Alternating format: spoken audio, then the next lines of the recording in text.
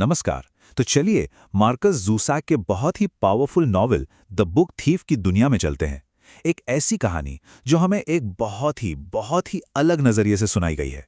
सोचिए, नॉवल की शुरुआत ही इन शब्दों से होती है। ये लाइन हमें सीधे कहानी के माहौल में खींच लेती है, एकदम अनोखा और गंभीर। और ये आवाज किसी और की नहीं बल्कि खुद मौत की है। और यहीं से कहानी की सबसे दिलचस्प बात शुरू होती है। हमारा कहानी सुनाने वाला यानी नैरेटर कोई आम किरदार है ही नहीं।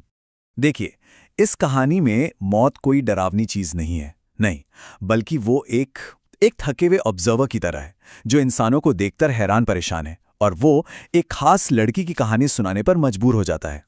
और यही तो इस कहानी का सबसे बड़ा विरोधाभास है। जो मौत जिंदगी खत्म करती है, वही इंसानों की अच्छाई और बुराई दोनों से परेशान है। ये एक जबरदस्त आइडिया है जो पूरी कहानी में हमारे साथ चलता है। तो आखिर वो लड़की है कौन जिसकी कहानी ने मौत को भी इतना प्रभावित कर दिया?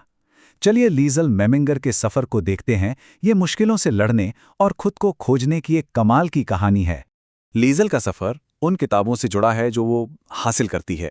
पहली किताब द ग्रेव डिगर्स हैंडबुक उसे अपने भाई की याद दिलाती है।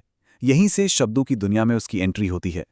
फिर नाजियों की बुक बर्निंग से द शोल्डर श्रग को बचाना, ये उसके अंदर के विद्रोह को दिखाता है।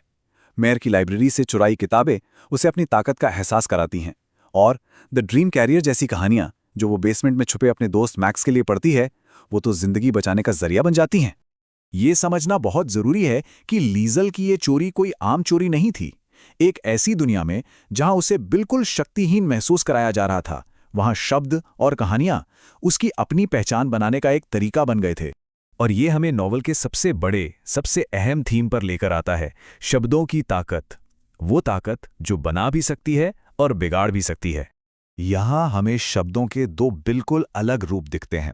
एक तरफ नाजी लोग शब्दों का इस्तेमाल नफरत फैलाने, प्रोपेगेंडा करने के लिए करते हैं, और दूसरी तरफ लीज़ल और उसका परिवार उन्हीं शब्दों से एक दूसरे को जोड़ते हैं, उम्मीद देते हैं और मुश्किल वक्त में हिम्मत बंधाते हैं। ये लाइन हमें साफ साफ दिखाती है कि कैसे नॉवल में हिटलर के पावर में आने को भाषा के गलत इस्तेमाल से जोड़ा गया है। उसने शब्दों को एक हथियार बना लिया था, और यहीं पर लीज़ल का छोटा सा विद्रोह एक बहुत बड़ा प्रतिरोध बन जाता है। उसका किताबें पढ़ना और कहानियां सुनाना ये साबित करता है कि शब्दों का इस्तेमाल जुल्म के खिलाफ आवाज उठाने और इंसानियत को जिंदा रखने के लिए भी हो सकता है। चलिए अब कहानी के इमोशनल हिस्से की बात करते हैं। वो रिश्ते जो उस अंधेरे दौर में एक उम्मीद की किरण की तरह थे। हिमिल स्ट्रीट पर हमें इंसानियत के छोटे छोटे लेकिन बहुत गहरे पल देखने को मिलते हैं। हैंस ह्यूबरमैन का सब्र और उनका म्यूजिक, रोजा ह्यूबरमैन का बाहर से सख्त पर अंदर से नर्म दिल, रूडी की पक्की दोस्ती और मैक्स के साथ कहानियों का वो रिश्ता, ये सब उस नफरत को जवाब थे जो चारों तरफ फैली हुई थी। अब मौत की ये लाइन एक नए ज्यादा गहरे मतलब के साथ लौटकर आती है।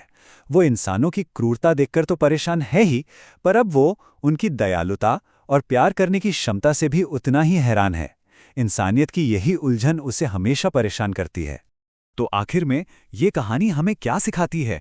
इसका मैसेज क्या है जो आज भी उतना ही जरूरी है? इस कहानी का सबसे बड़ा सच यही है, ये सिर्फ जंग की कहानी नहीं है। ये इस बारे में है कि कैसे एक बड़ी से बड़ी त्रासदी के बीच भी प्यार, दोस्ती और कहानियां जिंदा रहती हैं और मायने रखती हैं। और ये सब शुरू होता है सिर्फ एक लड़की की कहानी से, सिर्फ एक।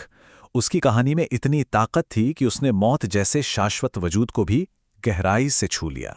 और आखिर में ये कहानी हमें इसी सवाल के साथ छोड़ जाती है, इतिहास की बड़ी बड़ी घटनाओं के बीच एक अकेले इंसान की कहानी का, एक किताब का, एक अच्छे काम का क्या मूल्य है? शायद सब कुछ।